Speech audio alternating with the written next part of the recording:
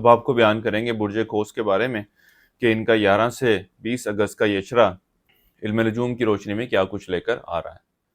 وہ لوگ جو 23 نومبر سے 21 دسمبر کے اشرے کے دوران پیدا ہوئے ہیں وہ برج قوس کے تحت آتے ہیں۔ اس کے علاوہ وہ لوگ جن کو اپنی تاریخ پیدائش معلوم نہ ہو اور اگر ان کا نام فے سے شروع ہوتا ہے تو وہ برج قوس کے تحت آتے ہیں۔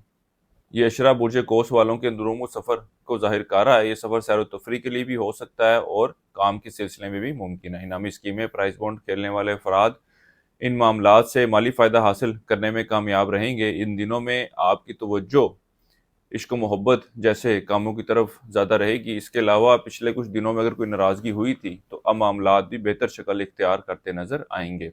کسی کو کوئی رقم یا کوئی اشیاء ادھار دے رکھی تھی اور واپسی کا مطالبہ کرتے بھی ہیں تو وہ رقم یا اشیاء واپس ملتی نظر نہیں آ رہی۔ اعلیٰ تعلیم حاصل کرنے والے طالب علموں کے نتائج ان کی امید کے مطابق آتے نظر نہیں آ رہے۔ ملازمت یا مزدوری کرنے والے افراد کو کام کے حوالے سے کچھ پریشانی کا سامنا کرنا پڑے گا۔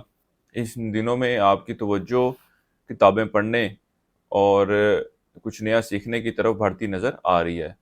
وہ لوگ جو رشتے کی تلاش میں ہیں ان کو چاہیے کہ ان دنوں میں رشتے کے حصول کے لیے ضرور کوشش کریں۔ اللہ کے فضل و کرم سے ایک اچھا اور بہتر رشتہ ملتا نظر آ رہا ہے۔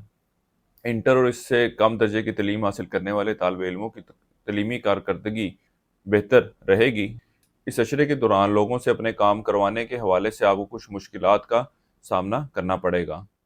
ان دنوں میں آپ کے تعلقات اپنے بہن بھائیوں اور رشتہ داروں سے بہتر رہیں گے۔ ان سے ملنا جلنا بھی رہے گا۔ ان سے وابستہ اگر کوئی کام ہے تو کوشش کریں وہ حل ہوتے نظر آئیں گے۔ ان دنوں میں آپ کے فراستی معاملات کوئی حل طلب شکل اختیار کرتے نظر نہیں آ رہے۔ اس عرصے کے لیے ایک وظیفہ آپ کو بتا رہا ہوں، یا اللہ یا معیز، 3 تسمیہ آپ نے اسی کرنی ہے روزانہ عشاء کی نماز کے بعد، اور اللہ تعالیٰ سے دعا کریں کہ اللہ تعالیٰ آپ کے معاملات میں بہتری فرمائے۔ اس کے علاوہ حسب توفیق دال مسور کا صدقہ کرتے رہیں۔ اس عرصے کی 7 تاریخ آپ کی 15، 16 اور 20 اگست کی ہے۔